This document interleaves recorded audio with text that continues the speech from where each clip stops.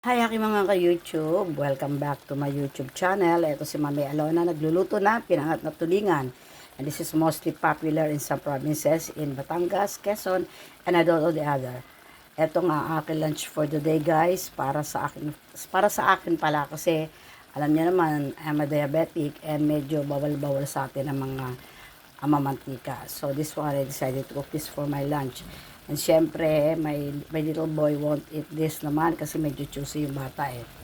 So, I will cook later this chicken. I will fry this, deep fried. Alam nyo guys, ang ginagawa ko pong timpla dito is patis, kalamansi, and pepper. Mas konting panimpla. That's all lang guys. Napaka-simple pero rock. Rock siya guys. Masarap talaga to guys. Promise. And later, medyo magluto pa ako ng ginataang langka. It's all ready na. Naka-ready na siya. And ito, pinapatuyo-tuyo ko lang guys. Kasi alam niya naman, pag pinangat na tulingan, kailangan talaga is medyo tuyong-tuyo at saka medyo matagal na lutuan. And that's all for the day. Don't forget to subscribe on my YouTube channel, Mami Alona.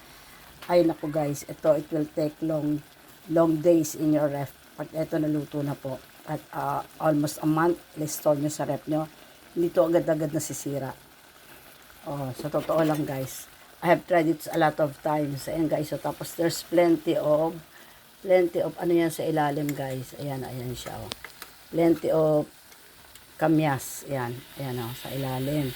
Kasi kailangan mo lagyan ng, ayan, para pag natuyo yan, ang sarap niyan guys. Diyos ko, ang sarap niya sa sinangag, sa mga fried rice, and even sa bagong saing na kanin. Ayan guys. O, diba? Ayan guys. Pinaliktad ko siya para yung lasa manuot doon sa ano. Napakasimple lang na nilagay ko dyan guys. Because I have a lot of kamyas, fruits. Yon, nanguha ako. And then, I bought this tree. Almost 100 pesos to lahat lang. Tapos, nilagyan ko lang siya ng luya, tsaka tawag doon, kamyas. Tapos, yun, nilagyan ko siya ng medyo maraming water, abot siya dun sa may ano, yun, ganun lang sa konting oil. Ayan, hanggang sa patutuyuin mo na siya para yung lasa niya manuot and at the same time, pati buto makain mo. Ayan. That's all for the day guys. I hope you learned something from me. This is very simple cooking with Mami Alona. I-share ko lang po sa inyo. 3 pirasong tulingan lang po yan. But in the market, if you're gonna buy just 1 piece of it, 75 pesos. Imagine, they only bought this 100. O, tapos 3 na siya. See? Kaya, talagang, I really love this kind of fish talaga. Kasi ang sarap niya pagka pinapangat siya. And at the same time, guys, for all you know, pag ito natuyo na, di ba, about a matter of 2 days, basta wala na siyang sabaw, pwede mo siya, guys, gataan. Lagyan mo na siya ng gata. From the ref, lagyan mo siya sa kawali, and then, lagyan mo siya ng gata. And voila. Yan na nga, guys. Ginataang tulingan na.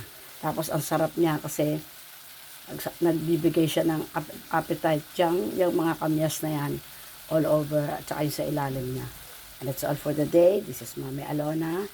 Don't forget to subscribe on my YouTube channel. God bless everyone.